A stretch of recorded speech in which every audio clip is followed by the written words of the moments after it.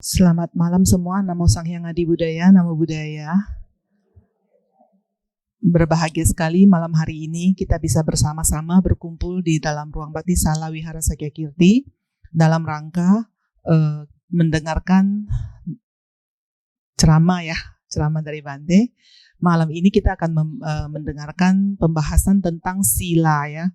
Jadi sila dan sati tidak mendua ya, judulnya seperti itu ya, topiknya ya. Sebelum Bante memulai, saya akan membacakan dulu sedikit profil tentang Bante ya. Bante adalah saat ini berdomisili di Plum Village, Thailand ya. Jadi kebetulan Bante sedang pulang ke Indonesia dengan jadwal yang sangat padat ya. Dari kemarin dari Kepri, kemudian beliau ke Palembang, lalu lanjut lagi ke Bandung, kemudian ke Riau, dan sekarang ada di Jambi ya. Setelah dari Jambi masih lanjut lagi ini ya, mau ke Sumut ya. Jadi luar biasa jadwal Bante. Jadi kita sangat beruntung ya bisa kehadiran Bante pada jadwal malam ini, besok malam, dan nanti juga akan ada Day of Mindfulness ya di hari Sabtu tanggal 6. Jadi bagi yang belum mendaftar, nanti boleh silakan mendaftar ya. Bante akan membimbing kita untuk berlatih hidup sadar penuh dengan sehari ya. Jadi saya akan membacakan sedikit profil Bante. Bante ditabiskan sebagai Samanera dalam tradisi Theravada pada tanggal 19 Januari 2007 oleh Yang Mulia Mahathera Dharma Wimala di Wihara Ekayana Arama. Kemudian menerima penabisan ulang Samanera dari tradisi Mula Sarastiwada pada awal tahun 2008 oleh Yang Mulia Dalai Lama ke-14 di Biara Nanggyal, India. Pada tahun 2010 menerima penabisan biksu dari Master Jen Thich Nhat Hanh dan sekaligus menjadi anggota Ordo Interbeing. Tahun 2016 menerima transmisi pelita menjadi Dharma Acharya dari tradisi Jen Plum Village. Jadi Dharma Acharya ini adalah guru Dharma ya. Kemudian beliau juga sudah meraih gelar PhD ya dari IBSC, International Buddhist Studies College ya. Kemudian beliau juga pernah berkuliah di Universitas Pelita Harapan sebagai sarjana sains ya. Lalu beliau saat ini keliling ya, sering keliling antara kan karena di Thailand, kemudian kadang ke Malaysia, kadang ke Singapura, kadang pulang ke Indonesia ya. Jadi setahun bisa dihitung Bante pulang ke Indonesia berapa kali ya. Mungkin itu sekilas profil Bante. Untuk waktu dan tempat saya persilakan kepada Bante. Silakan Bante. Romo Pandita, para bapak-bapak, ibu-ibu, saudara-saudari dalam Dharma, Namo Sang Hyang Adi Budaya, Namo Buddhaya. Ya, Taja Amitofo.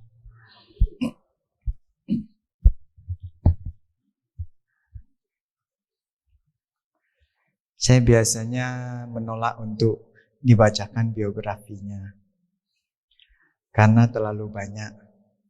Seolah-olah saya ini tinggi sekali ya. Biasanya informasi-informasi saya itu disimpan saja. Cuman dipakai saat diperlukan ya. Kalau nggak diperlukan nggak usah. Karena titel saya biksu. Bukan sarjana, bukan master, juga bukan doktor. Tapi boleh sombong sedikit lah ya. Karena semuanya sudah saya selesaikan. Lalu juga ya dulu saya memang tidak ada niat untuk kuliah banyak-banyak lah ya. Kan mau jadi biksu. Ngapain kuliah banyak-banyak ya. Tapi ya kondisinya memungkinkan ya jadinya kuliah ya. Kita juga perlu menunjukkan kepada dunia bahwa yang jadi biksu ini bukan orang-orang yang mungkin gak ada harapan di masyarakat ya. Ada orang bilang, ini jadi biksu karena apa? Patah hati ya. Atau kecewa sama apa gitu jadi biksu gitu kan. Sedih juga ya saya dengarnya ya. Nanti anggota sangga ini kumpulan orang-orang madesu ya. Masa depan suram ya. Ya nggak begitulah ya. Banyak orang yang mau mendedikasikan ya, menyerahkan dirinya kepada Triratna ya. Kalau ada sih boleh juga ya. Tapi jangan karena patah hati atau gagal apa gitu kan. Ya. Karena menjadi anggota sangga kan bukan pelarian ya. Baik, senang sekali bisa bertemu dengan warga Jambi ya. Dan setelah sekian lama baru bisa hadir di Jambi lagi. Termasuk suatu kebahagiaan. Dan memang saya lebih sering di luar negeri. Lama-lama pulang sekali. Sekali pulang ya jadwalnya agak padat. Tapi tidak apa-apa, memang itu tugas saya ya, untuk datang bertemu dengan Anda ya. Dan kelihatannya ramai ya, banyak yang hadir ya. Tapi hadirnya hari ini sama besok ya, jangan hari ini hadir besok nggak hadir lagi ya. Bisa komit ya, besok juga datang ya. Karena ceramahnya memang 2 malam ya, malam ini dan malam besok, biar lengkap gitu ya. Karena saya potong jadi 2. Malam ini acaranya sederhana lah ya. Kita ada pembukaan sudah barusan. Kemudian kita mau nyanyi sebentar boleh lah ya. Saya ini sudah mulai agak viral ya. Takut saya. Ya. Karena jadi biksu nggak boleh viral. Termasuk viral yang baik. Dua-duanya nggak boleh. Ya, mau yang jelek, mau yang bagus juga dua-duanya jangan. Karena tujuan kita jadi biksu bukan untuk menjadi viral. Bukan. Makanya orang suka kecewa ya. Bante minta Instagramnya dong. Tak punya saya bilang. Weh, kuno sekali nih Bante katanya. Nggak punya Instagram katanya. Minta TikTok dong, nggak punya saya bilang. Ngapain biksu kok main TikTok ya? Walaupun ada yang bilang, bagus itu TikTok, bisa menyebarkan dharma. Ya bolehlah, biar umat aja yang sebarkan dharma lewat TikTok ya. Ini para bante-bante susu, menurut saya lah ya, gak usah lah. Ya, Instagram juga gak usah lah, ngapain ya. Karena saya rasa penyebaran dharma itu harus langsung lah ya. Datang seperti ini saya rasa bagus. Oke lah, nyanyi dulu ya. Nyanyi nanti saya kasih panduan meditasi singkat ya. Sitting namanya, meditasi duduk ya. Duduknya di kursi tidak apa-apa. Lalu nanti ada presentasi ya. Nah, presentasi tentang materi malam ini. Lalu semoga ada sedikit waktu kita bisa tanya jawab lah ya. Diskusi. Kalau nggak ada yang bertanya, kita pulang lebih cepat. Nggak apa-apa ya. Santai aja. Nama lagunya lagu berkesadaran. Bukan lagu dangdut, bukan rock and roll, bukan lagu pop ya. Karena lagu ini kan banyak jenisnya ya. Ada lagu yang liriknya gimana ya. Ada yang nadanya bagaimana kan beda-beda ya. Tapi ada juga lagu-lagu yang membangkitkan semangat. Lagu yang punya makna yang sangat mendalam. Ada kan ya. Nah itu. Jadi pilih lagu juga harus dipilih. Nggak sembarang lagu ya. Dan lagu-lagu ini banyak dipakai di tradisi saya namanya Plum Village. Ya. Saya menekuni tradisi Zen, ya Plum Village. Dan kami mengakui bahwa lagu bisa menjadi media untuk kita menjadi lebih sadar. Agama Buddha tujuannya untuk menjadi lebih sadar. Ya, karena Buddha itu punya artinya adalah sadar, sadar sepenuhnya. Kalau kita sadarnya cipua-cipua ya. Benar nggak? Sebentar sadar, sebentar bawa sadar gitu kan. Gonta-ganti ya. Cuma nggak tahu ya Anda lebih banyak sadar atau lebih banyak tidak sadar ya. Nah itu masing-masing jawabnya ya. Jadi lagu bisa membuat kita lebih sadar ya. Anda mau lagu Inggris atau lagu Indonesia? Inggris? Sombong kali. Indonesia lah ya. Tapi lagu aslinya Inggris dijadikan Indonesia ya. Saya mungkin nyanyikan sekali, lalu nanti kita boleh sama-sama ikuti ya. Lalu simak ritme alunan musiknya, kemudian juga simak arti di balik lagu itu ya. Nah, itu membuat lagunya menjadi berarti ya. Lagu Inggris sih ini ya, tapi saya mau mengajarkan lagu Indonesianya ya. Saya yang terjemahkan ke bahasa Indonesia ya.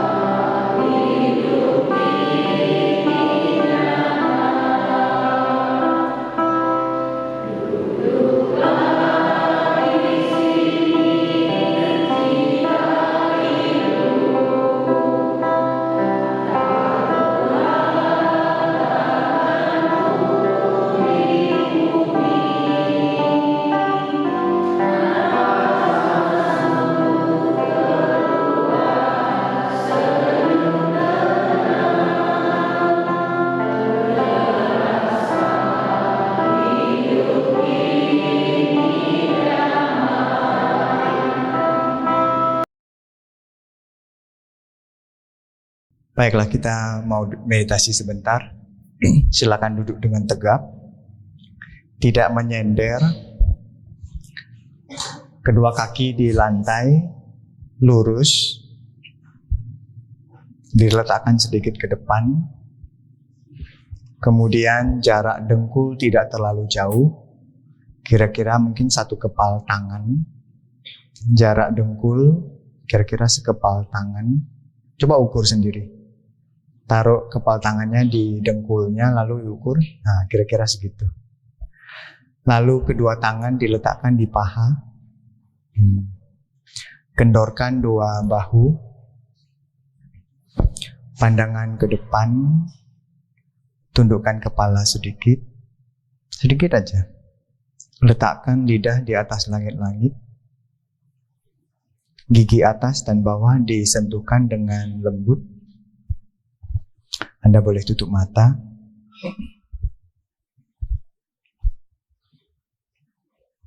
Ikuti instruksi dari saya.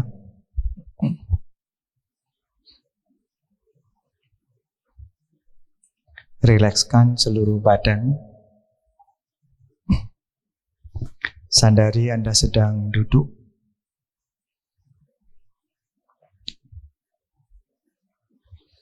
Ketika Anda duduk bisa merasakan bangkunya mungkin sedikit empuk. Kedua kaki di lantai bisa merasakan dingin. Lantai terasa dingin, merasakan sensasi Telapak kaki bersentuhan dengan lantai. Sadari tangan berada di atas paha. Kedua telapak tangan kanan dan kiri. Ada sensasi telapak tangan bersentuhan dengan kain atau celana. Oh, demikianlah rasanya.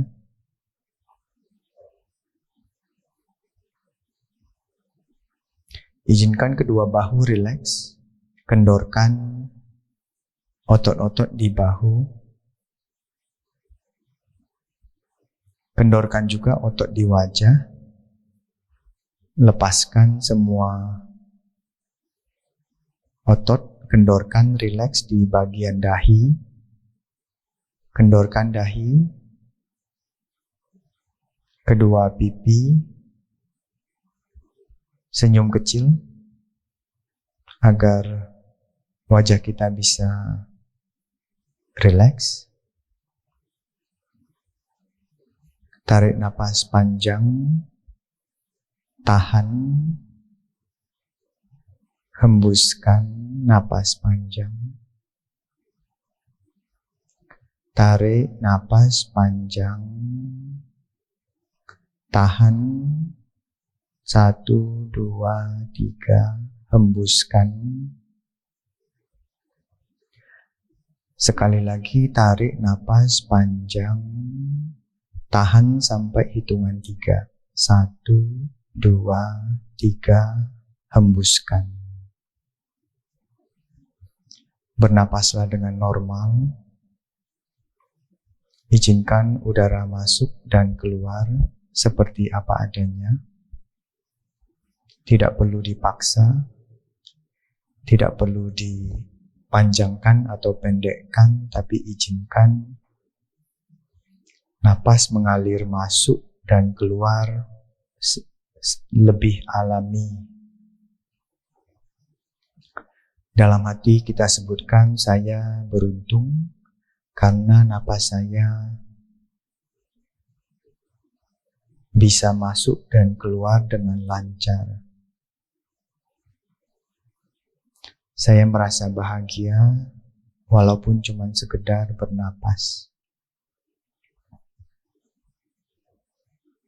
Rasakan seperti orang yang pertama kali bernapas, mendapatkan udara segar, kebahagiaannya sampai memenuhi hati.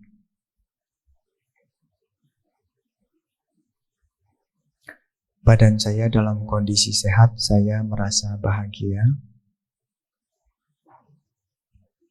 Dari kaki, tangan, perut dan dada dalam kondisi baik.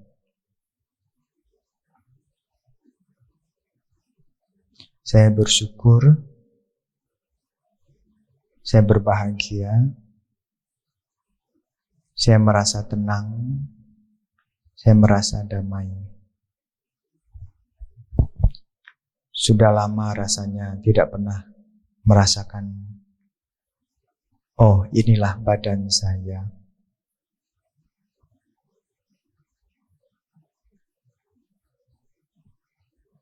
Lama saya tidak pernah melihat kondisi badan saya.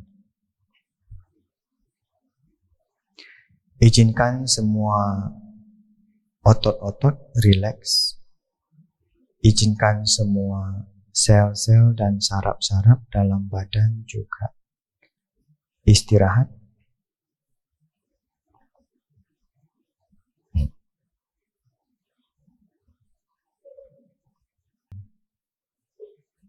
Tarik napas panjang memenuhi paru-paru sampai maksimal, tahan sampai 3. 1, 2, 3, hembuskan sampai habis. Tarik lagi napas panjang sampai memenuhi paru-paru, tahan. 1, 2, 3, hembuskan. Setiap kali merasakan udara keluar dari badan, ada suatu relaksasi mendalam. Saya sadari napas masuk, saya sadari napas keluar. Sadari napas masuk, sadari napas keluar. Sadari napas saya menjadi pelan, sadari napas saya panjang.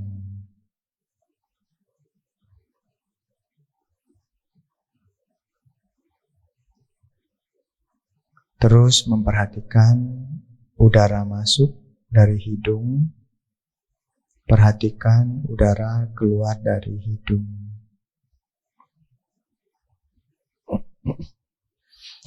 Pelan-pelan mengangkat kedua belah tangan ke depan dada membentuk anjali. Sadari mengangkat tangan, letakkan tangan di depan dada membentuk anjali. Sadari telapak tangan kanan dan kiri bersentuhan. Sadari ada jari kelingking, jari manis, jari tengah, jari telunjuk, dan jempol juga saling bersentuhan. Mari kita sama-sama mengucapkan Sabe Sata Bhavantu Sukhitata. Semoga semua makhluk hidup berbahagia. Sadu, sadu, sadu. Meditasi selesai. Mana? Meditasi 5 menit? Bisa? Itu namanya meditasi dipandu. Ya, karena barangkali banyak yang belum begitu terbiasa sama meditasi, jadi dipandu. Meditasi artinya meditasi tahap paling pertama adalah mensadari badan. Ya, tadi saya ajak sadari kaki, ya, mensadari tangan. Ya, sadar ya? Atau ketiduran ya? Nggak ada yang ketiduran tadi ya, karena merem semua ya. Kalau ketiduran ada suara ngoroknya tadi. Tapi nggak ada kan tadi kan? Ya. Bagus, berarti meditasi 5 menit berhasil ya. Jadi meditasi tahap paling awal adalah sadari badan ya, dengan sengaja ya. Jadi meditasi itu ada unsur sengaja ya. Karena sadar itu harus disengaja. Ya, kalau tidak disengaja nggak bisa. Kalau tidak sengaja artinya lupa. Benar ya?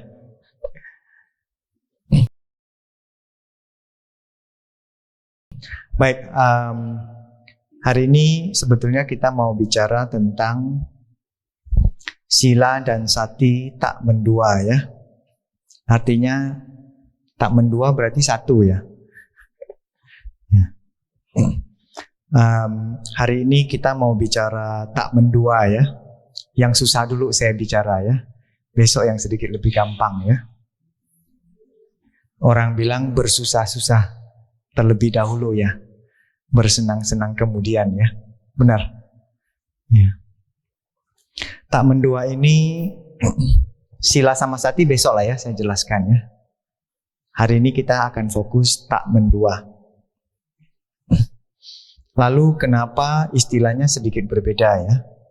Barangkali tidak begitu populer kali ya, tapi ini istilah yang indah sekali ya. Dan tak mendua ini diambil dari salah satu kitab. Nah, ada tercatat di dalam kitab ya. Kitabnya itu adalah namanya dari sutra ya. Di dalam Mahayana ada suatu sutra namanya Vimalakirti Nirdesa ya. Dalam bahasa Mandarinnya adalah Wei Mo Jie Suo Suo Jing ya. Jadi Vimalakirti ini nama orang sebetulnya ya. Nirdesa itu adalah segala sesuatu yang diucapkan, disampaikan ya, nirdesa. Lalu ini saya minta AI ini yang bikin ya. Nggak tahu ini benar atau tidak ya. Buatan AI ya. Sekarang saya juga minta bantuan AI ya. Tapi saya harus mendeklarasikan ya biar Anda tahu ya. Mungkin ini foto pertama ya, di internet belum ada. Ya, saya minta AI bantu saya ini. Karena ada di Tiongkok itu ada rupangnya ya. Jadi dari rupang tersebut saya minta AI coba bikin fotonya ya lewat rupang tersebut ya. AI sekarang pintar ya. Lalu mungkin kita ingin tahu siapa ini Vimalakirti ya. Ini orang yang menjelaskan tentang apa itu tak mendua ya. Vimalakirti ini adalah seorang umat, seorang upasaka. Upasaka yang sangat pintar. Ya. Dan upasaka yang sangat kaya raya ya. Katanya kekayaannya itu boleh saingan sama Anantapindika ya. Anantapindika tahu? Nah, Anantapindika juga saudagar kaya pada zaman Buddha ya, dan Anantapindika juga banyak memberikan sokongan kepada Buddha. Lalu siapa Vimalakirti ini? Vimalakirti adalah seorang umat, seorang upasaka, dan dia karena sangat kaya sekali, bisnisnya diurus beres. Ya. Jadi karena dia sangat kaya, bisnisnya sudah diurus dengan baik, jadi dia bisa rutin pergi mendengarkan ceramah dari Buddha. Jadi dia ini termasuk orang yang sangat hobi belajar ya, belajar mempraktekkan, selalu pergi mendengarkan ceramah dari Buddha ya. Tapi cuma Buddha kan nggak selalu di satu tempat ya, kadang Buddha pindah-pindah ya. Tapi setiap kali Buddha pergi ke tempatnya ya di sekitar situ, Vimalakirti selalu pergi mendengarkan Dharma ya. Seperti Sakyakirti ya. Oh, ada kirtinya juga ya. Sini Sakyakirti ya. Kalau ini Vimalakirti ya. Sama-sama ada kirti ya. Kirti artinya sohor, populer ya, terkenal ya. Atau viral ya. Kirti artinya viral. Vimala artinya tidak bernoda, suci atau murni ya. Jadi dia terkenal tapi dia suci dan murni ya. Tadi kan saya bilang ya, para umat awam terkenal nggak apa-apa viral ya. Kalau biksu nggak usah lah, ya harus apa ya namanya ya? Bahasa Chongwennya ti tiao. Ti itu rendah, tiao itu nggak boleh terlalu ribut. Tiao itu suara-suaranya nggak boleh bikin bising gitu. Apalagi bising-bising di media sosial ya. Orang bikin saya bising ya nggak apa-apa, biar dia bising ya. Tapi saya tetap tenang dan diam ya. Jadi Vimala artinya tidak bernoda, suci atau murni. Kirti artinya sohor ya, populer, terkenal. Mungkin nanti bikin satu lagi ya, viral. Ya. Lalu karena Vimalakirti ini rajin sekali pergi mendengarkan Dharma dan rajin berlatih Dharma, jadi dia ini sangat terpelajar sekali. Lalu ketika ada pertanyaan ya, beliau ini Vimalakirti selalu pergi bertanya kepada Buddha. Jadi terima kasih nih kepada Vimalakirti. Sebagian besar ajaran Buddha itu dijelaskan karena ada pertanyaan dari Vimalakirti. Tapi saking hebatnya Vimalakirti ini, saking pinternya ya, kadang-kadang Buddha lagi tidak ada di tempat. Ya, Buddha mungkin pergi ke tempat lain. Lalu tinggal murid-muridnya kan. Jadi ketika Vimalakirti datang ke wihara setempat, ya mau bertemu dengan para bante-bante, biasanya para bante-bantenya pada kabur. Karena para bantenya takut sama Vimalakirti. Kenapa takut? Karena pertanyaannya itu susah sekali. Para bante-bante juga nggak bisa jawab. Ya, jadi kalau jauh-jauh sudah lihat Vimalakirti datang, putar badan pergi ke tempat lain ya. Karena memang ini manusia hebat ya.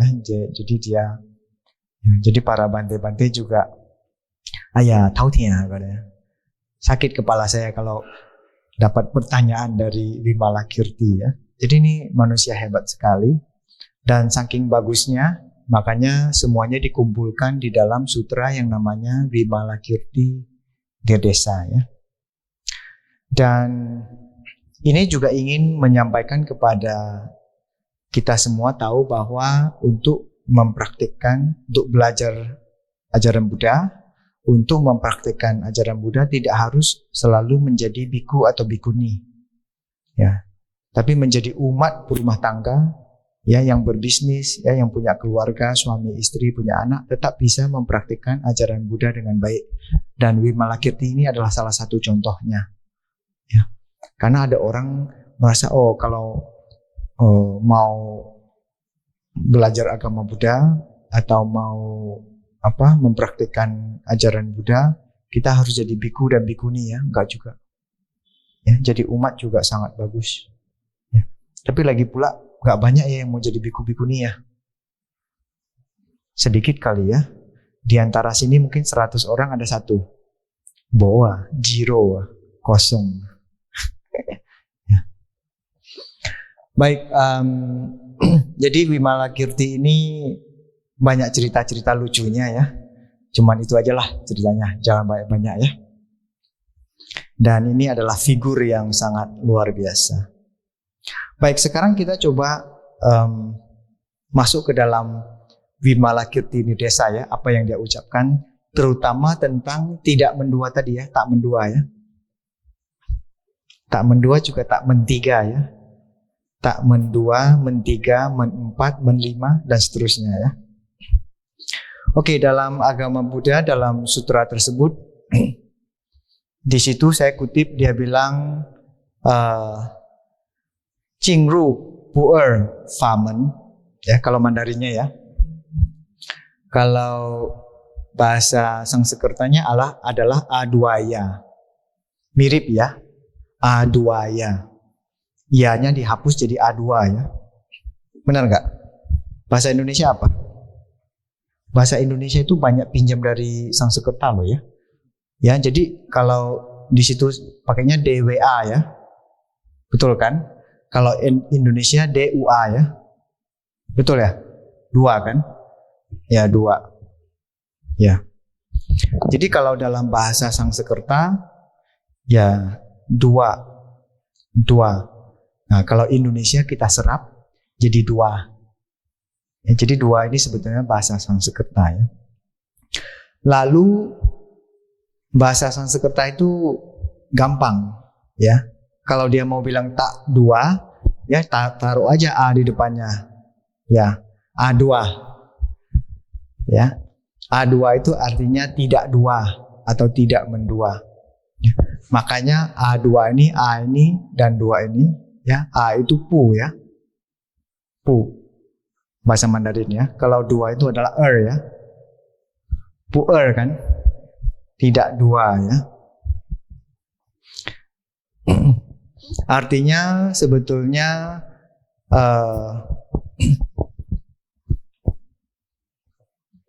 kita ingin melihat sesuatu tidak hanya dari satu sisi saja. Ya, jadi artinya adalah jangan terjebak pada satu sisi. Contoh, ya, contoh paling gampang lah ya, biar mengerti ya. Ada satu orang mendaki gunung ya.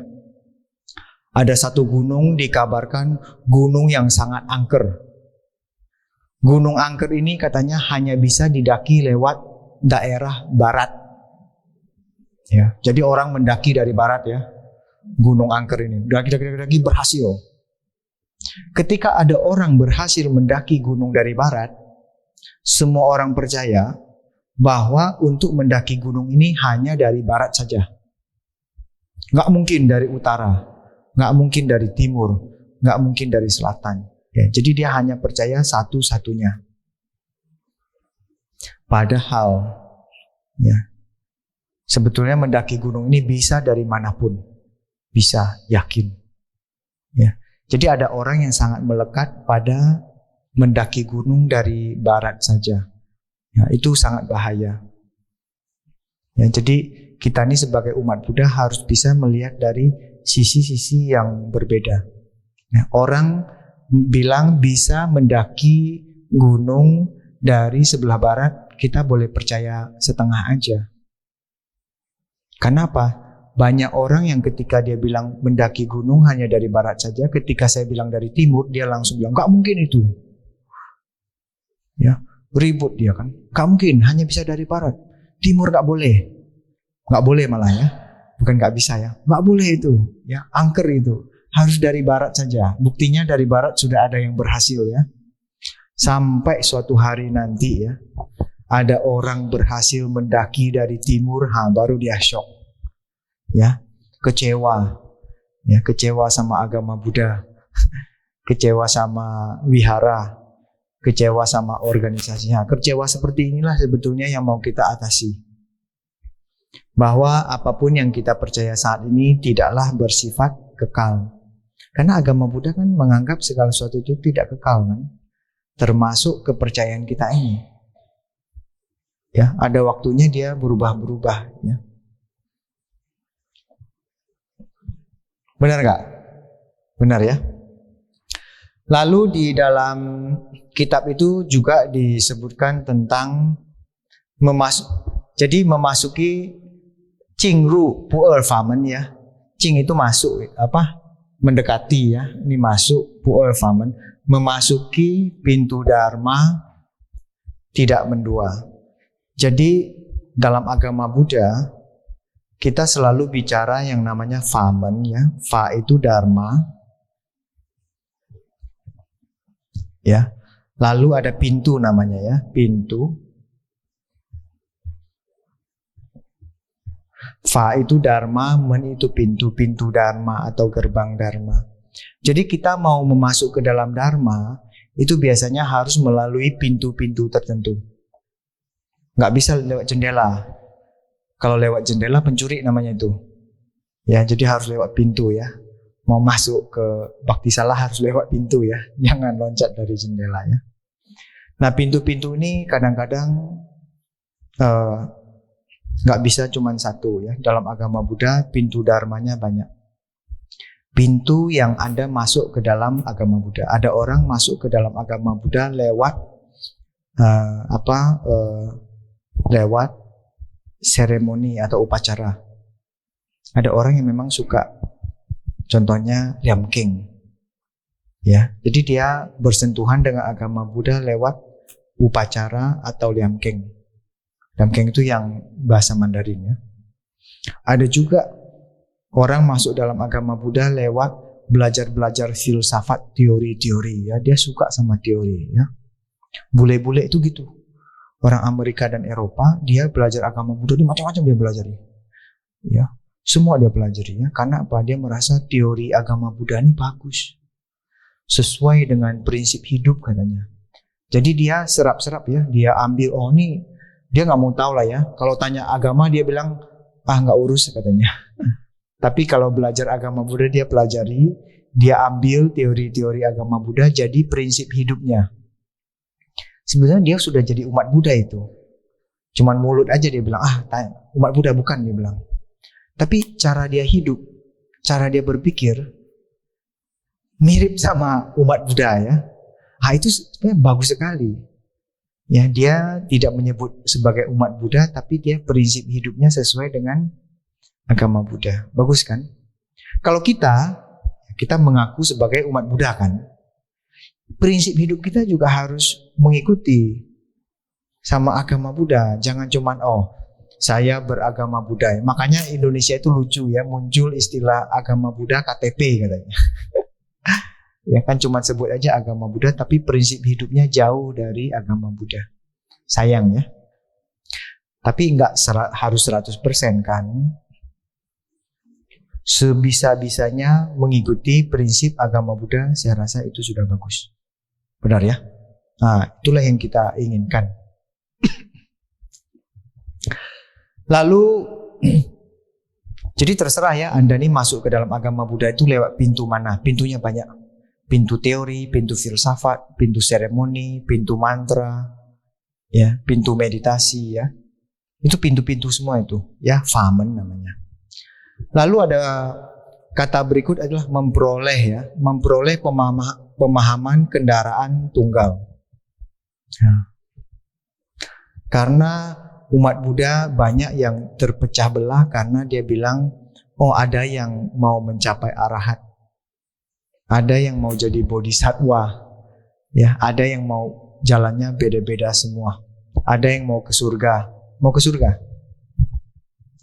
Tujuan umat Buddha ke surga bukan? Mau ke surga? Nggak mau. Ini pada geleng-geleng nggak mau ke surga ya? Yakin? Enak loh surga itu. Menurut informasi di dalam sutra, itu surga itu enak itu. Ya, nyaman, asri, pemandangannya indah, ya, airnya jernih ya. Enak-enak katanya di situ ya. Nggak mau Anda? Kalau mau boleh juga. Ya, kalau nggak mau ya terserah. Kalau nggak mau ke surga, Anda mau kemana? Neraka? Mau coba? Ya nih, kayaknya orang bilang neraka begitu ya. Kita harus buktikan nih. Yuk kita pergi neraka, pergi kia-kia ya. Ya lah, pergi kia-kia ke neraka. Karena surga itu juga nggak gampang loh mau ke sana. Ya, nggak gampang loh ya.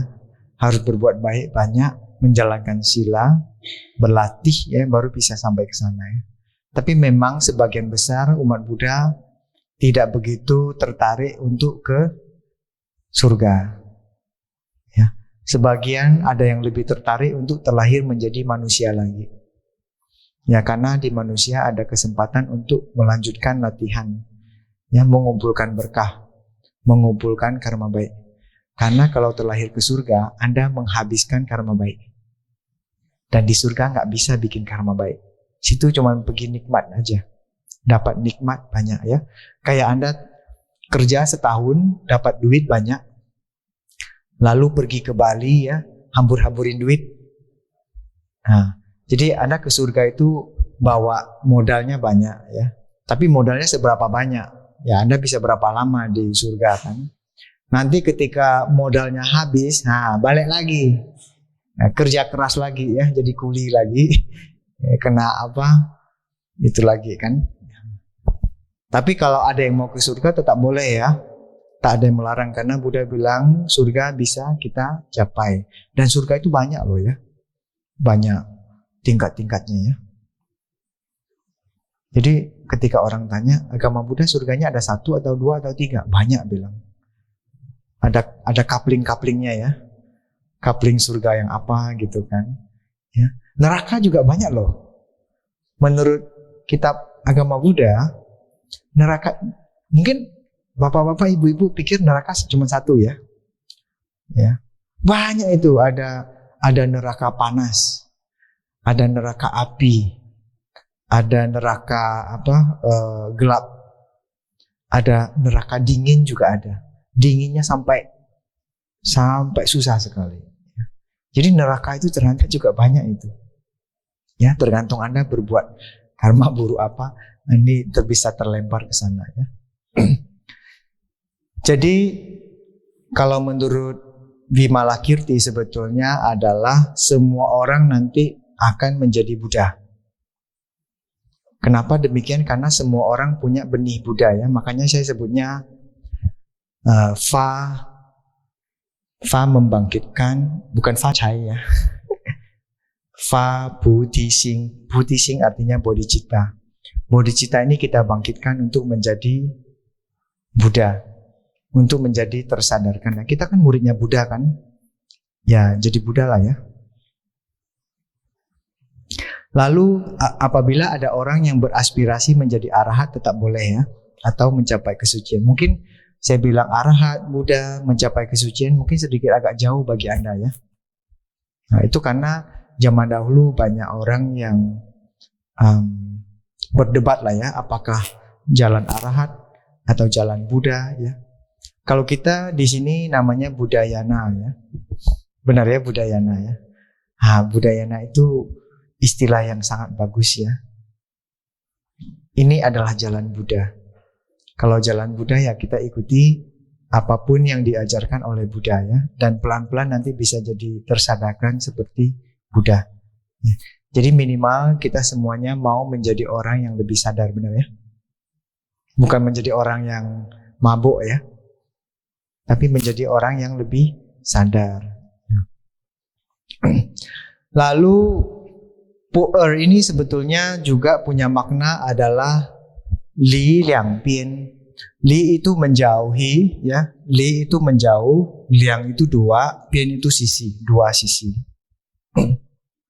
Jadi menjauhi dua sisi. Jadi nggak terlalu kiri, nggak terlalu kanan. Ya, li liang pian sama dengan bahasanya adalah jalan tengah. Agama Buddha ya mengajarkan tentang jalan tengah, tidak boleh terlalu nikmat, tidak boleh terlalu menyiksa diri. Jadi dia berusaha untuk sedikit di tengah ya. Kalau kita nyetir mobil juga harus di tengah ya, benar ya? Nggak boleh terlalu kiri. Kalau terlalu kiri mungkin nabrak trotoar ya, tuh, bangunkan. Ya, jadi kalau terlalu kiri udah capai nibbana gitu. Kalau terlalu kiri dia tabrak trotoar, betul kan? Kalau terlalu kanan mungkin dia tabrak mobil lain. Ya, jadi Anda nyetir ke sini kan? Mobil kan harus agak tengah ya. Kalau terlalu kiri Anda harus banting kanan, betul? Terlalu kanan Anda harus banting kiri. Jadi kiri dan kanan kita butuhkan, betul? Ya, jangan bilang kita cuma butuh kiri saja. Kita tidak butuh kanan. Atau kita cuma butuh kanan saja, tidak butuh kiri. Itu bahaya itu. Itulah yang artinya tidak mendua. Tapi kita butuh dua-duanya ya. Lalu di dalam kalangan Budayana kita punya Mas Budayana namanya ya. Mas Budayana itu punya ini lagu ya. Saya cuplik aja ya. Bait keduanya di situ disebutkan. Kalau mau tahu lagunya nanti balik cari di YouTube ya. Judulnya Mas Budayana ya. Cari sendiri ya. Lagunya bagus. Ya, diciptakan oleh seorang Bante. Ya. Ini Bantenya juga punya jiwa seni, bisa menciptakan lagu ya. Bantenya Bante Theravada lagi ya. Dan lagu yang diciptakannya itu bagus-bagus. Bermakna, punya inti ajaran Buddha, ya, lagunya juga bernuansa spiritual ya. Nah, di dalam lirik itu disebutkan dharma sesungguhnya hanya satu tak mendua. Jadi kebenaran satu tak mendua. Bagaikan air samudra satu rasa. Betul nggak? Coba dimanapun Anda menciduk air samudra, air laut, rasanya apa? Asin ya, bukan rasa garam ya. Rasa asin atau rasa garam? Rasa asin. Ya, kalau garam sih itunya yang penyebab garam itu penyebab asinnya. Tapi rasa ya rasa asin, jangan bilang rasa garam. Ya, rasanya garam ya asin. Betul kan? Bagaikan air samudra satu rasa yaitu asin. Ya. Kalau Buddha dia bilang nggak cuman air samudra yang asin, ya, air mata kita juga asin katanya. Nggak tahu benar nggak ya? Pernah minum air mata? Nggak kali ya, nggak ada orang minum air mata ya. Katanya air mata kita sama-sama asin. Percaya? Terserah ya. Ya, air mata kita asin ya. Lalu darah kita sama-sama berwarna merah ya. Walaupun ada yang bilang darah biru ya. Walaupun sebutnya darah biru, tapi darahnya tetap merah ya. Walaupun darah itu punya golongannya ya. Ada golongan A. Ya benar ya. Golongan B, betul ya. Ada apa lagi? A, B ya. Ada O ya. Nggak ada golongan darah C ya. Belum ada. Ya. Jadi Buddha bilang semua manusia setara karena air mata kita sama asinnya. Darah kita sama merahnya. Lalu kenapa kita harus mendiskriminasi orang lain? Ya. Jadi cara kita mendiskriminasi orang lain kadang-kadang lihat dari matanya. Matanya sipit atau enggak. Kulitnya putih atau enggak. Ya. Makanya terjadi banyak perang. perang karena warna kulit, perang karena ras. Ya. Perang zaman sekarang kan memang alasannya banyak ya. Kalau zaman dahulu para raja perang karena ingin menguasai wilayah lebih luas, betul ya? Atau raja berperang karena ingin mendapat harta lebih banyak, betul ya? Jadi ingin kekuasaan, ingin kekayaan. Atau kadang-kadang berperang karena manusia. Karena wanita kadang-kadang ya. Maaf ya, bukan diskriminasi wanita ya.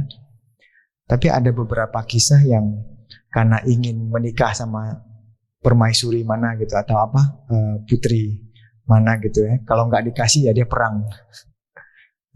Jadi zaman dahulu juga demikian ya. Lalu ada yang di India juga.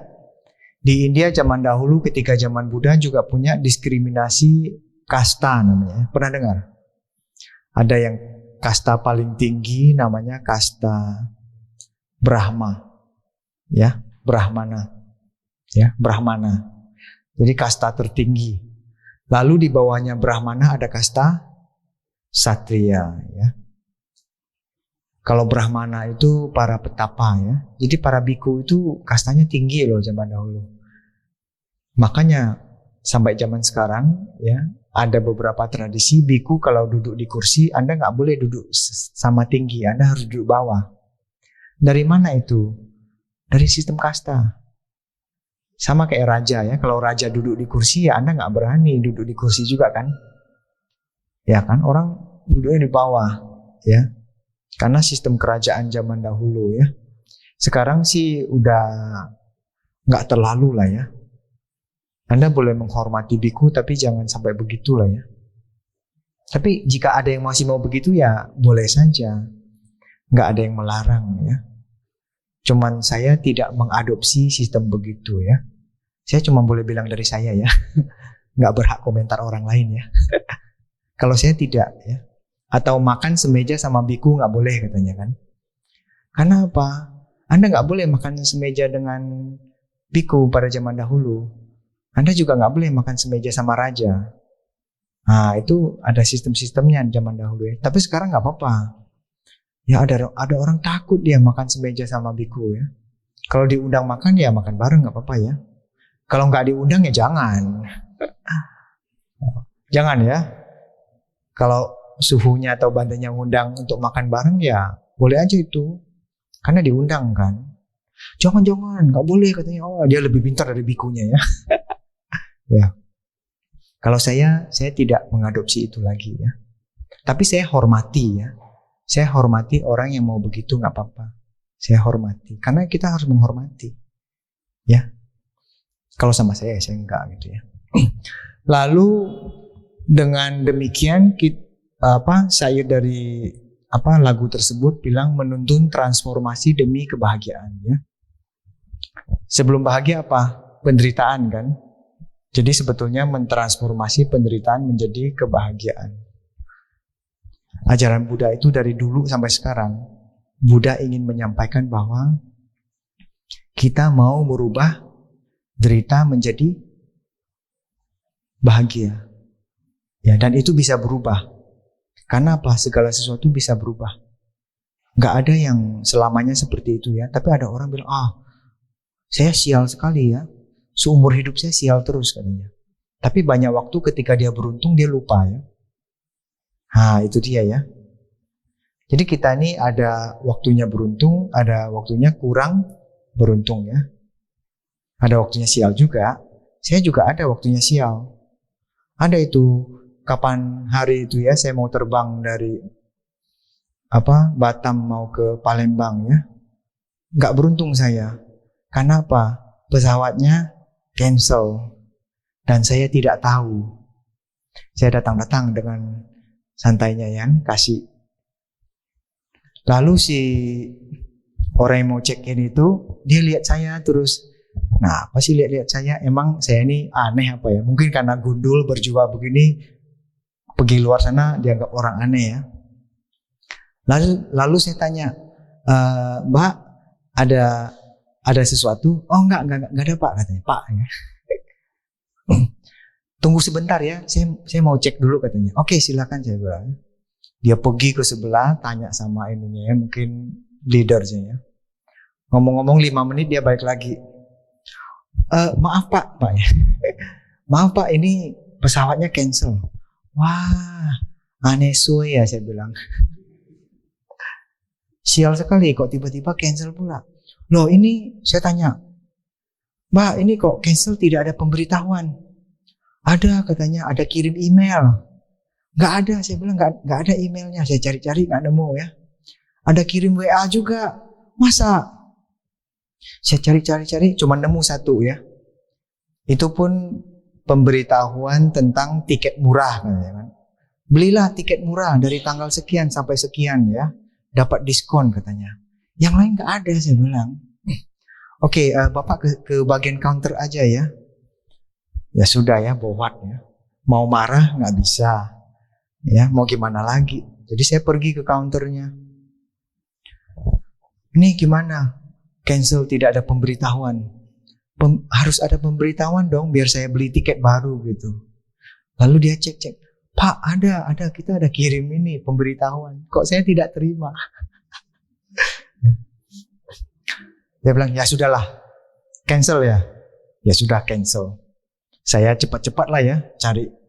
Kalau ada masalah begitu kan kita harus pikir solusi ya, bukan pikir marah-marah ya. Karena saya pikir marah-marah juga boeng tahu, meoyong tak berguna ya. Tapi kan ada sedikit marah lah ya, tampuk lah ya marah-marah gitu kan. Jadi duduk saya, ya udahlah daripada saya marah-marah, saya cari tiket baru. Cari nggak ada tiketnya lagi. Terpaksa kayaknya harus terbang ke Jakarta. Ke Jakarta capek saya ya. Udahlah, saya tutup handphone ya. Lihat handphone saya sisa 15%. Ini kok sialnya berlipat-lipat sih. Sial pertama pesawat cancel. Sial kedua mau cari pesawat yang lain tak ada. Sial ketiga sisa 15%. Saya bilang, ayo sial saya ini bertambah-tambah gitu kan. Jadi sedikit kesal lah ya. Ya udahlah, tutuplah HP saya, saya mau napas masuk, napas keluar ya. Karena saya merasa badan saya sedikit panas. Katanya orang kalau sudah mau marah, dia bisa merasakan badannya agak panas. Ya, jadi saya merasa badan saya udah agak panas ini. Ya, kayaknya ada api mau keluar ini dari mulut ya. Jadi saya napas masuk keluar ya. Napas masuk keluar hampir 5 menit itu. Setelah 5 menit ya, ini panasnya sedikit turun. Benar loh. Kalau nggak percaya nanti kamu cek ya. Kalau lagi mau marah, mau kesel, coba cek badan ya. Pasti rasanya nggak enak, panas gitu ya. Setelah 5 menit saya tenang. Oke lah, kayaknya bohwat ya. Saya mau beli tiket ke Jakarta aja. Ya. Baru mau saya pencet ya. Mau pencet beli ya. Si counternya datang. Pak. Kayaknya masih ada tiket katanya. Oh, tiket apa, saya bilang. Tapi maskapai berbeda katanya ya. Di sebelah katanya. Masih ada. Oh benar. Coba bawa saya pergi ya. Tiba-tiba sial saya berubah jadi beruntung. Wah, beruntung juga ini. Masih ada tiket, cepat-cepat kita pergi ke situ kan, tanya. Ada katanya ya. 45 menit lagi mau terbang katanya. Langsunglah beli ya. Beli tiket baru, check in, berhasil. Jadi lihat ya. Kadang-kadang itu penderitaan saya yang saya anggap sial. Ya, kalau saya marah-marah di situ kan kasihan ya orangnya ya. Untung loh ya nggak marah-marah ya. Nanti biksu marah-marah ke counter itu pesawat, nanti viral ya. Nanti dia tiam-tiam itu kan, dia video ini ada seorang biksu marah-marah katanya. Kirimlah dia ke seluruh dunia ya. Aduh, matilah saya. Sekarang gitu loh, ada loh, hati-hati loh ya. Tapi untung ya saya napas masuk, napas keluar 5 menit doang. 5 menit mentransformasi derita saya menjadi damai dan tenang. Belum bahagia, menjadi tenang dulu. Bahagianya adalah ketika dia bilang, Pak, ada tiket lagi katanya. Itu tiba-tiba langsung bahagia. Bahagianya langsung, waduh, bahagianya. Jadi contohnya saya memang berlatih meditasi napas. Ya, jadi napas inilah yang menjadi teknik transformasi saya. Nggak susah. Cuman kita ini kan sering lupa ya sama napas ya. Nah itu masalahnya ya. Jadi mentransformasi derita menjadi kebahagiaan itu memberi inspirasi menuju pencerahan. Nah itu penting sekali ya. Jadi sebetulnya yang mau dijelaskan adalah tentang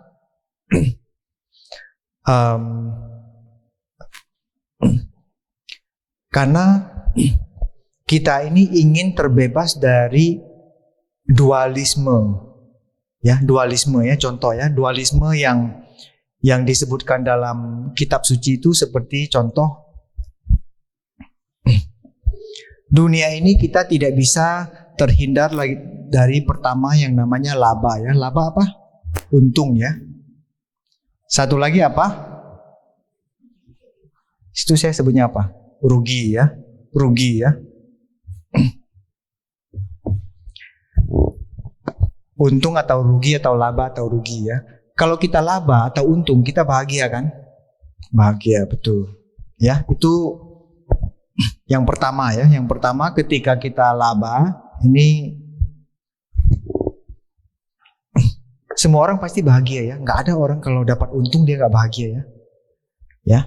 Jadi ketika dia untung dia laba dia bahagia. Benar ya? Ketika dia rugi sedih ya, derita. Boleh bilang gitu ya. Derita. Benar. Rata-rata manusia begini. Betul? Kalau misalnya Anda tidak begini, Anda dianggap tidak normal. Betul nggak? Mana ada orang kalau dapat untung dia nangis-nangis ya. Bola. Nanti dia bilang siaw lu. Siaw tahu. Gila katanya. Otaknya mungkin konselet. Ya, nggak ada. Tapi apa yang diajarkan Buddha tentang dualisme? Ya, ini isme yang pertama ya. Lalu ada kondisi kedua nih, saya mau ya biar Anda bisa bandingkan ya.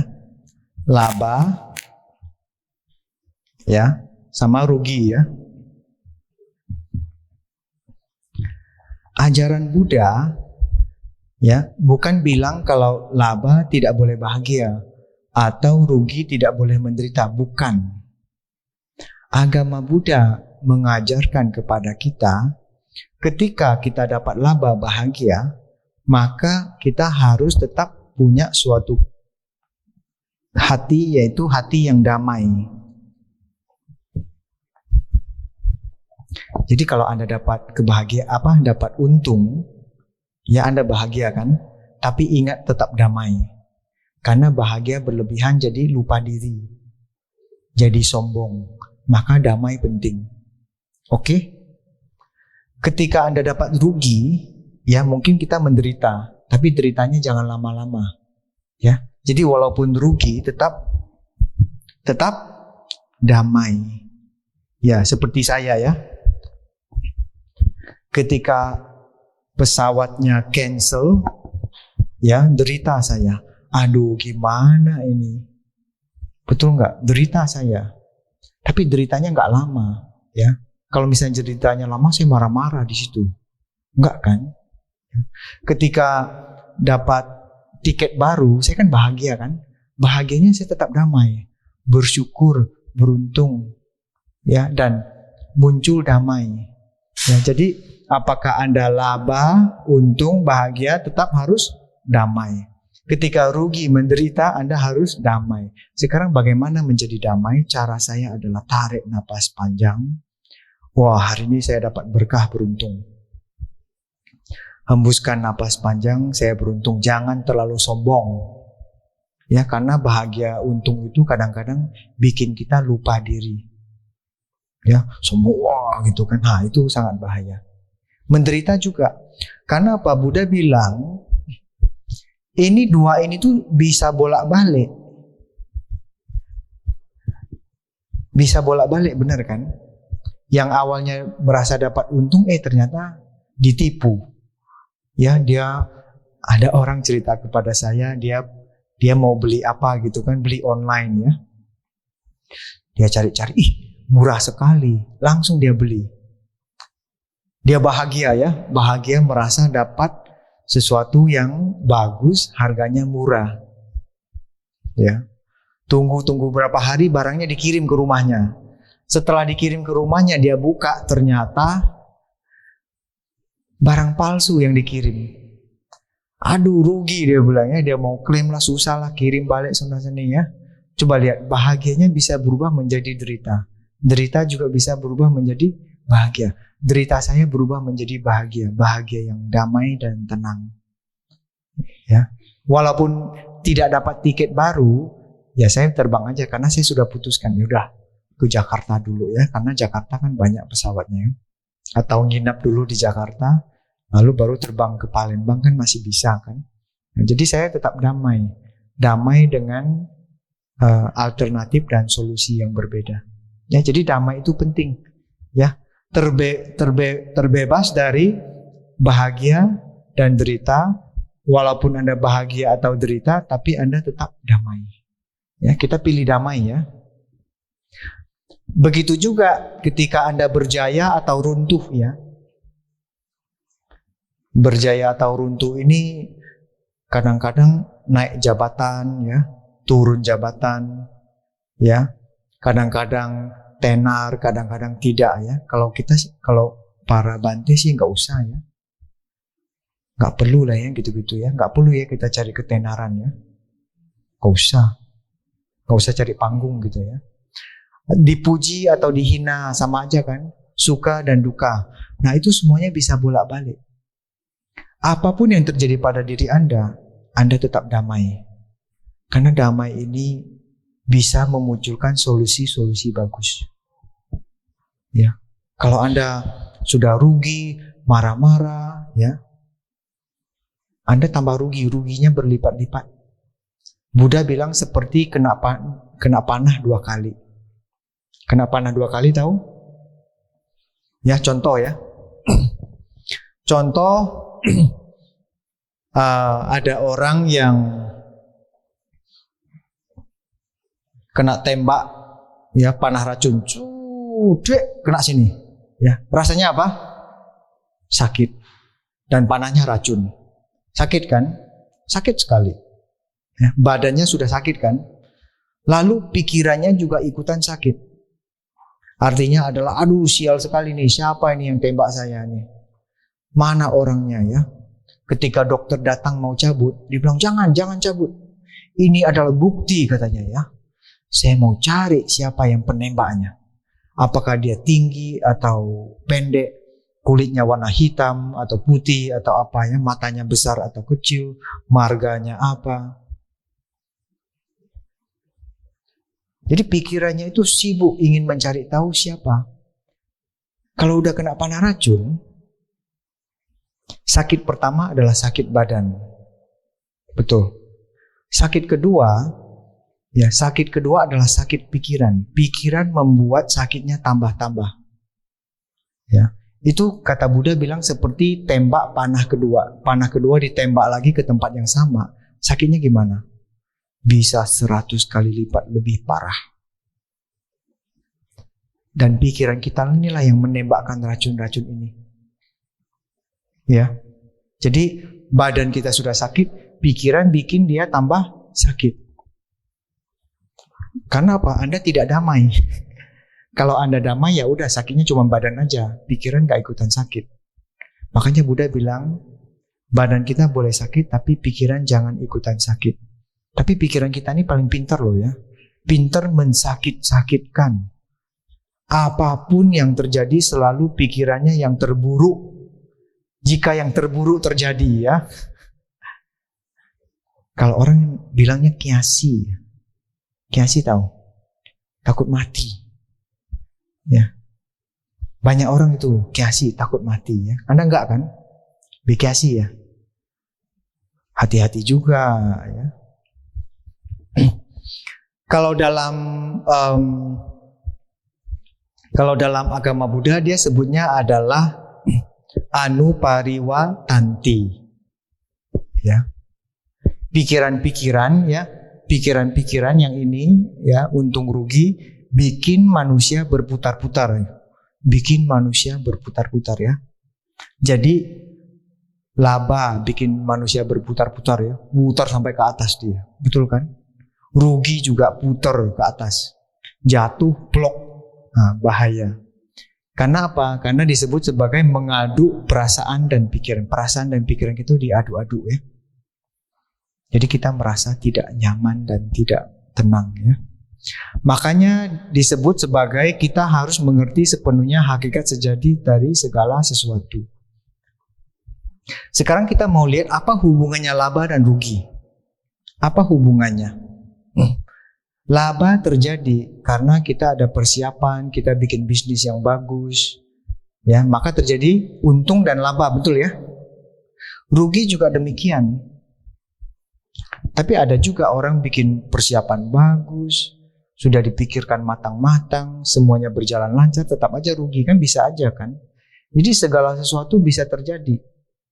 Jadi Buddha bilang persiapan kita sebagus-bagus apapun, dua ini biasanya 50-50, gocap-gocap katanya. Bisa terjadi laba, bisa terjadi rugi. Ya, persiapan yang sama bisa jadi 2 kali laba, 1 kali rugi, atau 2 kali rugi, 1 kali laba. Ya. Ada laba pasti ada rugi kan? Sama seperti ada kiri, ada kanan ya. Biasanya kita cuma mau kanan, nggak mau kiri. Betul nggak? Sama, kita cuma mau laba, nggak mau rugi. Betul ya? Nah, inilah masalah paling besar manusia. Maunya cuma laba. Akhirnya nggak bisa. Ketika rugi dia menderita, nggak terima. Ya, itulah namanya duka, derita manusia. Ya. Jadi ketika kita terima laba, kita harus terima rugi. Ketika kita terima kiri, kita harus terima kanan. Tapi banyak orang nggak mau. Potong aja kirinya, potongnya terus, potong. Tapi ketika kiri dipotong, muncul kiri yang baru, betul ya? Coba ini ya. Mana kiri? Ini kiri kan? Nah, kiri saya ya. Ini mana? Kanan ya. Saya nggak mau kiri. Potonglah 1 cm. Potong. Betul ya? Kiri sudah hilang katanya. Sudah saya potong 1 cm ya. Tahu-taunya yang saya potong 1 cm tadi, sebelah sini jadi apa?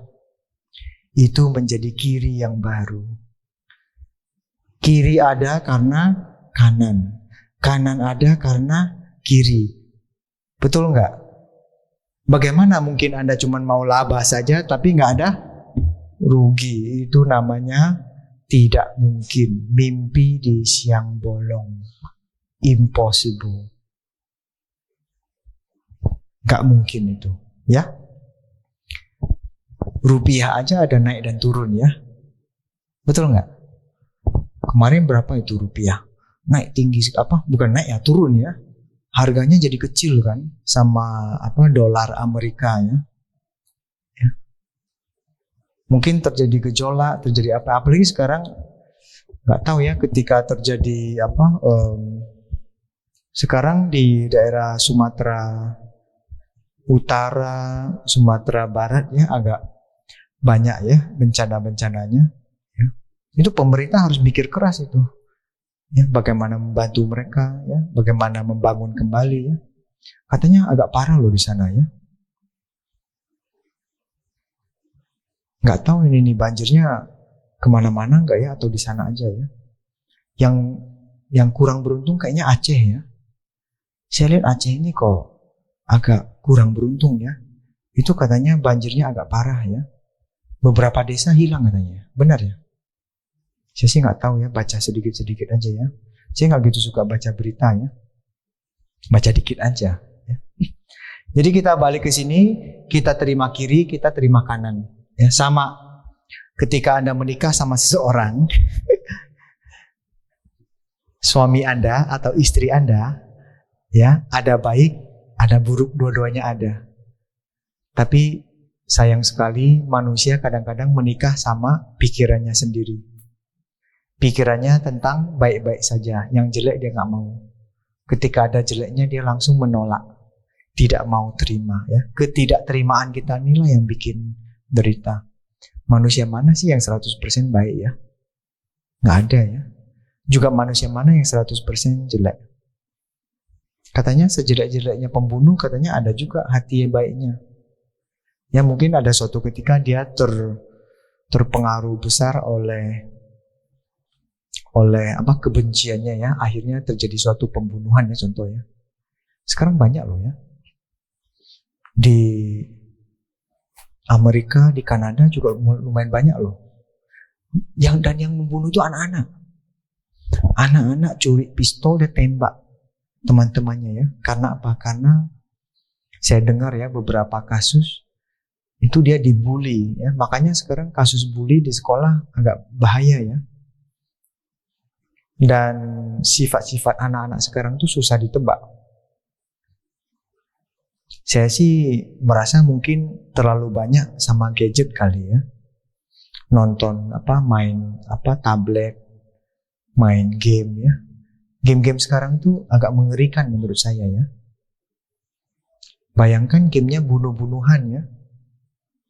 Tembak-tembak ya, lempar bom, tembak pakai pedang, bunuh ya. Ada orang bilang gak apa-apa Bante, itu kan cuma bunuh-bunuh di game aja. Ya memang gak apa-apa, tapi lama-lama tersimpan di dalam pikiran. Jadi Anda ini sedang diajarkan untuk menjadi pembunuh secara tidak langsung. Kalau tidak hati-hati, lama-lama pikiran Anda menjadi sangat kejam. Bayangkan ya, anak-anak remaja main game bunuh-bunuh, iya menang saya, berhasil bunuh katanya ya. Walaupun itu game loh ya, dia lama-lama itu tersimpan di dalam memori ya. Makanya sekarang nggak dikasih game, mereka ribut-ribut ya. Orang tua paling susah lah, paling pusing sekarang ya. Dikasih game takut ya. Apalagi sekarang ada orang yang cara mengasuh anaknya pakai YouTube. Anaknya masih kecil, ya kalau mau disuapin makan dia ribut. Tapi dipasang YouTube di depannya, anaknya anteng diam. Dia suap makan, wah lancar. Jadi lama-lama mata si anak sama makanan itu nyambung. Setiap kali makan kalau nggak ada YouTube, nggak bisa makan dia. Nggak mau makan dia. Itu kan tautia kan. Pusing juga itu sekarang itu. Untung saya nggak punya anak ya. Saya bisa merasakan pusingnya Anda. Ya. Selamat lah ya. Pusing itu menurut saya ya. Jadi Buddha juga mau mengajarkan tentang kita melihat apa sih hubungan antara laba dan rugi ya. Apa hubungannya? Contohnya ya, ini saya kasih contoh lah ya, biar yang gampang ya. Saya mau kasih contoh. Anda tahu teratai? Apa hubungannya teratai dan lumpur? Kalau suruh Anda pilih, mungkin Anda pilihnya adalah teratai. Karena teratai indah, bagus. Suruh pilih lumpur mau nggak? Nggak mau, kotor, jorok. Ya kan? Kita cuman maunya teratai, nggak mau lumpur. Buang saja semua lumpur ya. Tapi bapak-bapak, ibu-ibu, apabila Anda buang semua lumpur, ini teratai juga mati. Mau tanam di mana teratai? Di atas semen, di atas batu. Nggak bisa, di atas lumpur. Jadi kalau Anda terima teratai, Anda harus terima lumpur juga. Benar kan? Lumpur inilah yang menumbuhkan teratai. Saripati, mineral, air, macam-macam dari lumpur itu. Ya kan? Jadi hubungannya seperti apa? Punya hubungan yang sangat erat ini antara teratai dan lumpur ya. Jadi Buddha bilang kita mau tahu hubungannya mereka itu seperti apa. Saling membutuhkan. Saling membutuhkan. Ya, jadi bukan melihat teratai sama lumpur lagi, tapi melihat mereka saling membutuhkan, mereka saling tersambung. Makanya guru saya bilang nggak ada lumpur, nggak ada teratai. Suka dan duka juga begitu kayaknya ya. Laba dan rugi juga sama ya. Ya. Mungkin saya sebut suka dan duka ya. Bahagia dan derita ya. Suka dan duka ya. Sama nggak? Orang bilang dia seperti uang logam atas dan bawah. Suka dan duka. Makanya dibilang tidak mendua. Mereka satu sebetulnya.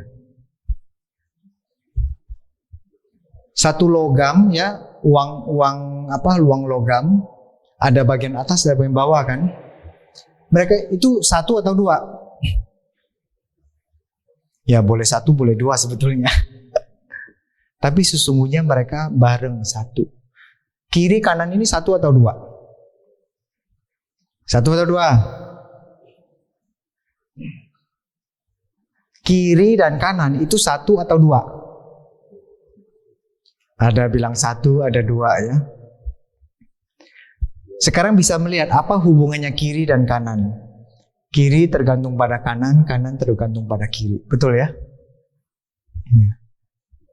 Dan sebetulnya mereka boleh satu, boleh juga dua. Tergantung kita gimana lihatnya. Tapi hubungan mereka sangat erat. Maka itu disebut tidak mendua. Ya. Dan hal seperti ini biasanya kita gunakan untuk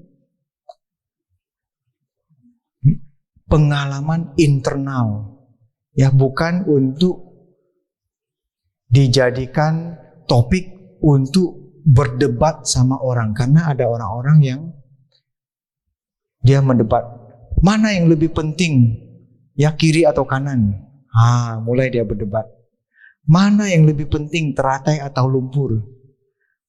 Ya. Kalau Buddha bilang, lihat apa hubungannya, itu lebih penting. Karena tidak ada teratai, tidak ada lumpur. Tidak lumpur, tidak ada teratai. Karena teratai yang sudah layu ya, dia jatuh lagi ke lumpur. Dia jadi lumpur itu. Ya, jadi ada suatu hubungannya yang sangat erat. Ya, jadi tidak mendua ini adalah suatu meditasi ya. Suatu meditasi. Jadi nggak bisa dijelaskan banyak-banyak. Saya mau jelaskan 10 hari, semakin menjelaskan semakin tidak jelas. Ya.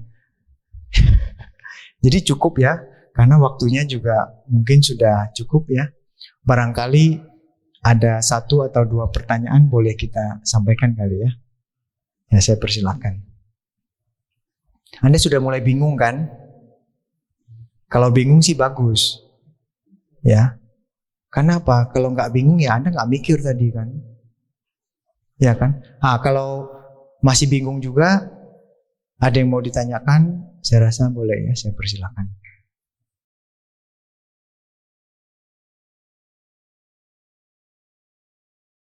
Pertama, terima kasih. Pertanyaannya bagus ya. Perlu diketahui meditasi itu dilaksanakan setiap hari. Bukan, hari ini Sing Ching Ho ya. Jadi meditasi. Ya, macai, Sim Ching Boho. Malas-malas gak mau ini ya. Jadi tergantung mood-moodan ya. Itu gak bisa maju. Kemarin itu, gini lah ya, saya kasih contoh aja lah ya. Kemarin di Pekanbaru, tiba-tiba saya diminta menjelaskan tentang meditasi kepada anak SMP. Lalu saya pikir, gimana? Saya belum ada persiapan mau menjelaskan meditasi kepada anak SMP. Lalu saya kasih dia contoh. Saya tanya, adik-adik, kenapa gigi adik-adik sehat? Dia bilang, karena kami tidak makan yang manis-manis. Betul, saya bilang. Karena kami tidak makan yang panas-panas. Betul, ya. Karena kami rajin gosok gigi. Oh, betul sekali, langsung saya bilang. Betul. Kapan kamu gosok gigi? Tadi pagi katanya. Bagus, karena acaranya kan siang.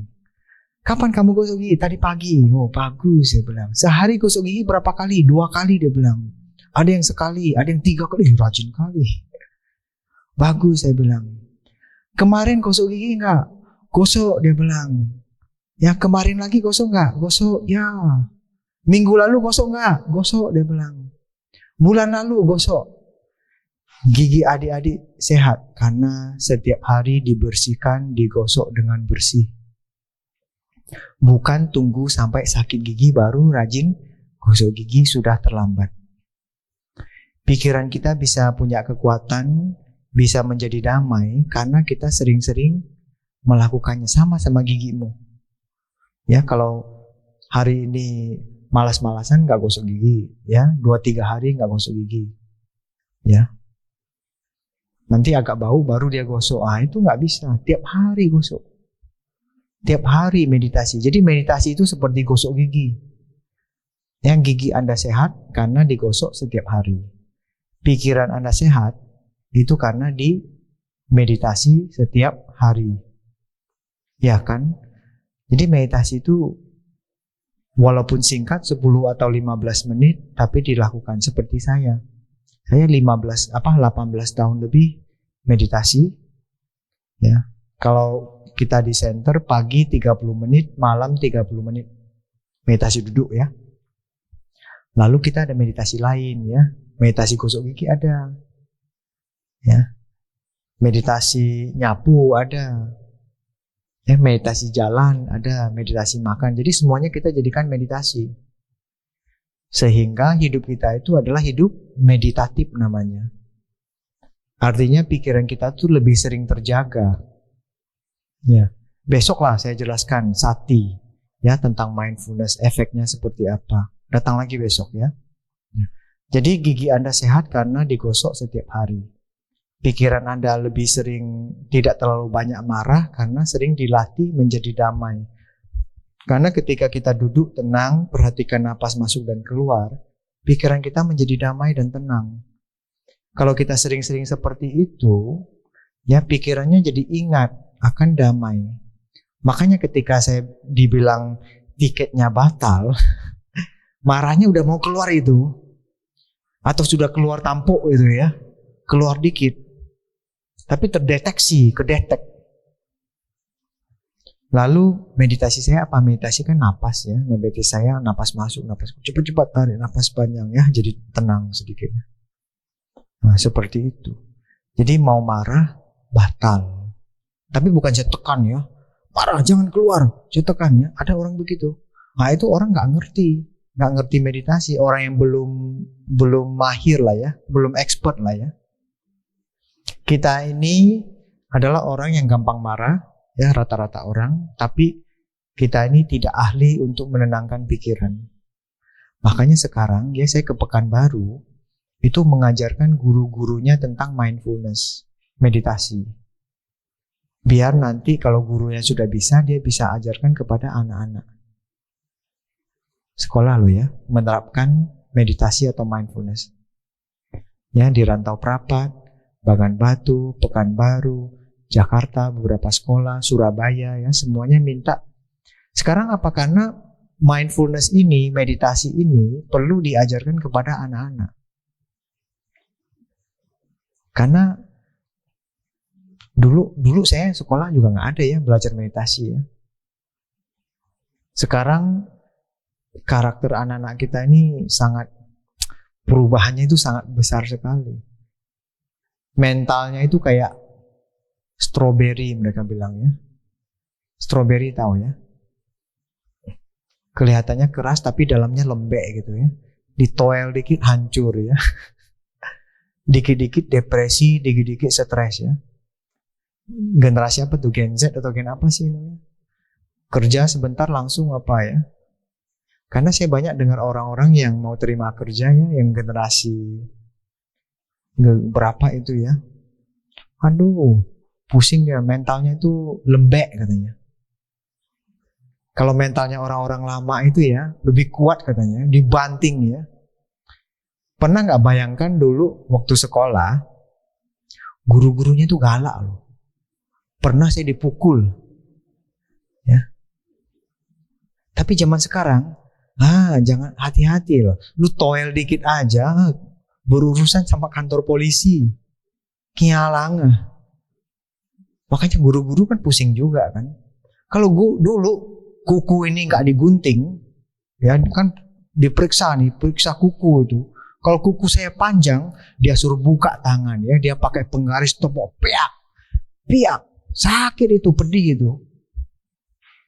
Balik-balik kalau lapor sama papa mama, sama papa mama juga dimarahin. Siapa suruh kau nggak gunting kukumu katanya. Gunting sekarang katanya, malah dimarahin. Kenapa? Bener, disiplin. Waktu mukul kan gurunya kan nggak benci kan, tapi dia mendisiplinkan. Tugasnya guru itu mendisiplinkan. Tapi Indonesia sedih saya ya lihatnya ya. Nggak tahu ya gimana ceritanya. Akhirnya gurunya kena panggil polisi, kena penjara ya. Sedih juga. Tapi kan saya nggak tahu ya. Ceritanya kan banyak ya. Ada anak apalah. Jadi meditasi itu bapak-bapak ibu penting. Lakukan setiap hari. Tapi meditasi ini macam-macam loh ya. Anda seminggu sekali datang ke sini baca parita, itu juga meditasi. Bagaimana meditasinya? Besok saya kasih tahu. Bagaimana cara baca parita tapi ada unsur meditasi. Bagaimana lu datang Liam Keng, Ceit sama Cap Go, ada unsur meditasi. Bagaimana lu datang ke situ, ambil hio, pai-pai. Bagaimana pai-pai dengan penuh kesadaran jadi meditasi. Gak cuman pai-pai terus pasang hio, asapnya banyak-banyak. Coba lihat besok ya. Besok ini wihara kayak kebakaran. Yang pasang hio banyak. Saya udah pernah beberapa kali ke sini ya, Ceit sama Cap Go, jalan lewat ke situ mau nangis saya. Nangis bukan sedih, tapi nangis karena asap. Tak percaya? Coba lu majid ya lu lajiko. Nggak tahu itu orang mungkin pagi-pagi atau ini ya. Tapi entah kenapa itu ya. Mungkin orang setelah pai-pai pasang hio hatinya damai kali ya. Bisa juga seperti itu ya. Jadi memang mental kita itu perlu dilatih. Kalau nggak dilatih dia jadi seperti yang Anda sebutkan tadi ya. Semangat ya jadinya ya. Semangat ke wihara, semangat baca parita, semangat Liam Keng, semangat ikut meditasi. Memang meditasi ada yang lebih susah. Anda pilihlah yang sedikit lebih gampang. Ya? Oke, pertanyaan selanjutnya. Dhamma di sini adalah kebenaran. Dhamma di sini artinya kebenaran tidak mendua. Yang benar itu tidak punya standar ganda. Contoh, Dharma seperti apa? Buddha bilang segala sesuatu di dunia ini selalu tidak kekal. Itu kebenaran yang tidak mendua.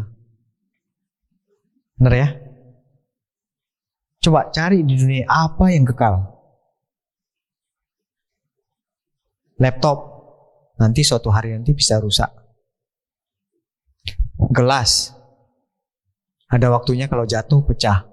Nggak bisa.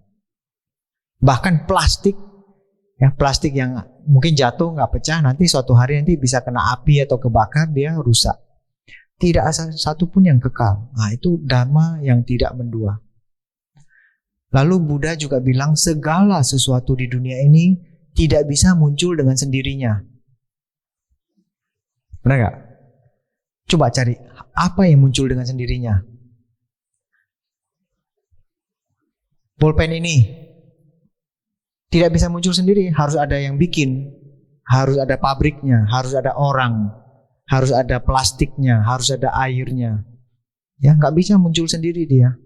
Harus ada, pasti ada penyebabnya, ada produksinya, ada orangnya. Nah, itu kebenaran dharma. Ya, apapun yang sudah naik pasti turun. Betul nggak? Obat ada naik, ada turun.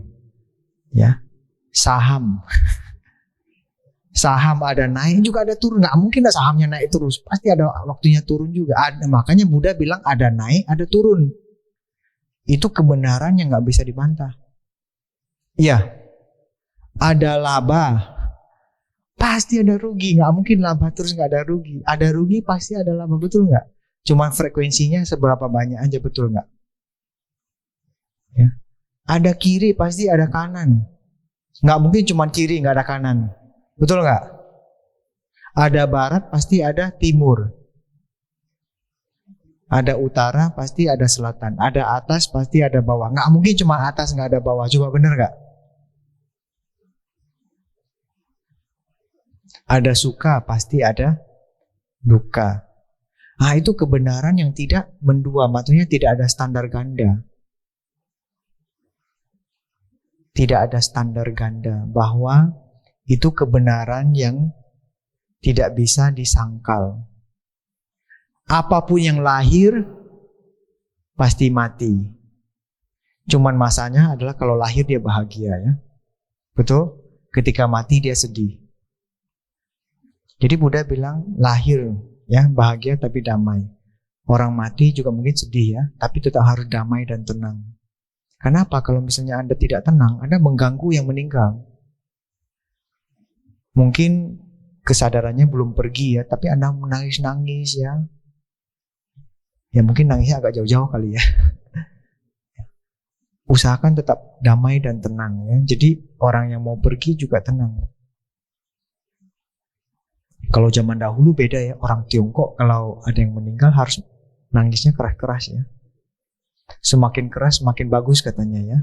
Kalau menurut agama Buddha ya itu membuat suatu kemelekatan yang sangat besar ya. Lahir juga kan, mungkin Anda merasa bahagia kan lahir kan, tapi ibu yang melahirkan itu berapa banyak darah yang habis, berapa banyak deritanya ya. Jadi derita dan bahagia sebetulnya mereka sering bareng-bareng ya. Jadi kebenaran dari dua itu yang dianggap adalah tidak mendua kebenarannya. Ada naik, ada turun. Ada kiri, pasti ada kanan. Ada untung, pasti ada rugi. Ya, ada viral, ada waktunya nggak viral lagi ya. Ada kan? Gitu kan? Ada datang, ada pergi ya. Ada mulai, ada selesai kan? Tadi kan kita mulai kan? Nah sekarang lah selesai ya. Oke. Anda kan nggak mau setelah mulai terus nggak selesai. Mau? Nggak mau kan? Saya juga nggak mau. Harus selesai. Nah itu adalah kebenaran yang nggak bisa kita sangkal ya. Betul ya? Bisa ya? Mengerti begitu ya? Terima kasih atas perhatian Anda. Waktunya sudah jam 9. Kita selesai tepat waktu ya. Semoga ini masih ada part 2 ya. Datang lagi ya besok saya akan menjelaskan tentang mengapa antara sila dan sati itu tidak mendua ya. Nah, jadi modal hari ini untuk melihat dua itu besok. Ya. Terima kasih, selamat malam ya. Namo Sang Hyang Adi Budaya, Namo Buddhaya. Ya, Taja Amitofo.